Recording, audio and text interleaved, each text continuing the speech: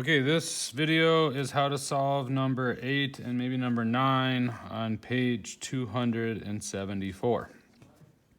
Okay, before we begin, a couple review things. So on number 8, what we're doing is mixing two samples. We're mixing some silver nitrate and sodium sulfate. So when you mix things, you're really diluting the ions. And so remember, we have this equation M1V1 equals M2V2. And so what we're gonna do is we're gonna solve for the new molarity with the total volume. The V2 is the total volume once you mix. So before you plug in to the KSP equation, KSP, is gonna be the molarity of the first ion times the molarity of the second ion. We're gonna be using the new molarity in the equation, okay? The other thing to remember is that when you're trying to determine if a precipitate will form, you're comparing Q versus K. And so when you plug in these volumes, you're actually solving for Q because it's what's happening right now. And so on the number line, if Q is, so K, when you reach K, that's when the precipitate will form, okay? And so if you move to the right, then, or I guess you're not really moving. I guess you're really just comparing them. So if Q in this case is less than K, then you have no precipitate, all right? So if Q is less than K, then there's no PPT, no precipitate.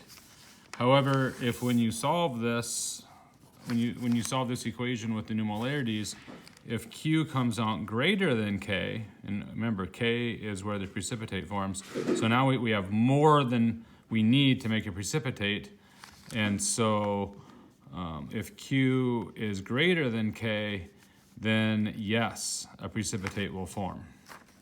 Okay, so that's the background information. All right, so if we look at like 8A, it says that we're mixing 50 milliliters of 1 times 10 to the negative 4 molar silver and 50 milliliters of 1 times 10 to the negative 4 sulfite. All right, so we're basically taking the sulfite with the silver. All right, remember in double replacements, outsides go together and insides go together. The outsides are going to be the aqueous product. Sodium sulfite with an alkali metal is always aqueous. So what we're looking for is the product that could potentially form precipitate. And so we're going to base the molarities on whether a precipitate will form or not. Okay, so what we have is for the silver, okay, we've got, so we're going to do M1V1 equals M2V2. So initially, we have 50 milliliters, and initially, there's 1 times 10 to the negative 4 molarity. All right, we're solving for the new molarity. Now, when you mix 50 with 50, the new volume is 100. Okay, we're basically cutting it in half. And so by cutting it in, because we now have twice the volume. So when you multiply these together, all right, so like if I do that, it would be 1e negative 4 times 50 divided by 100, because we're solving for M2. So the new molarity of silver is 5 times 10 to the negative 5. Okay, that's for silver. Now we want to do the same thing for the sulfite. All right, SO2 minus. And so again, we're doing M1V1 equals M2V2. So it tells us that we have, it's the same. We have 1 times 10 to the negative 4, 50 milliliters of it. We're solving for the new molarity. Once you mix the two ions together, there's a total of 100. So this is the same calculation. So it's 5 times 10 to the negative 5. All right, so what we're doing is we're doing like QSP. So Q is like what's happening now. So right now, we've got these two ions mixed. So the QSP is the same equation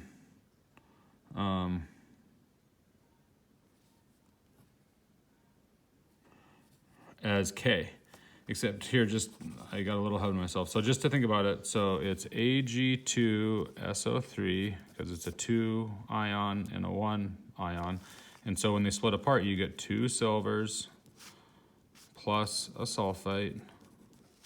And so the QSP is going to be the silver concentration squared times the sulfite concentration to the first power. So what we're going to do is we're going to plug these numbers into our equation.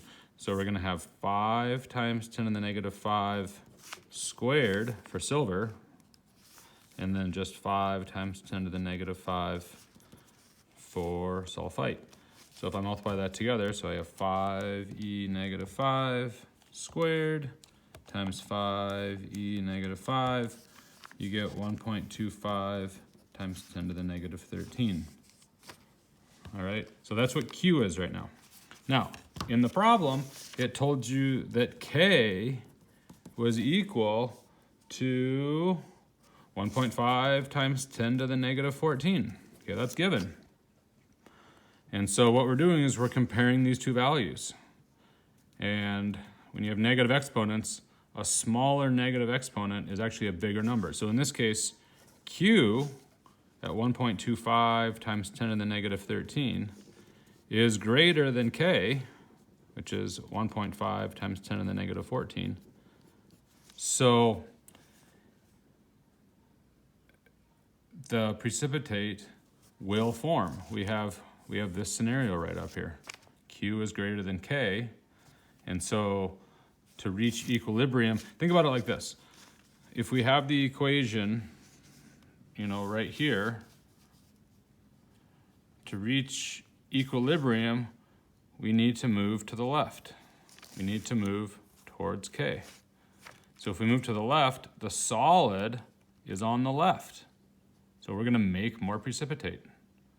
If it came out the other way, if Q was smaller than K, then we'd move to the right to get to equilibrium.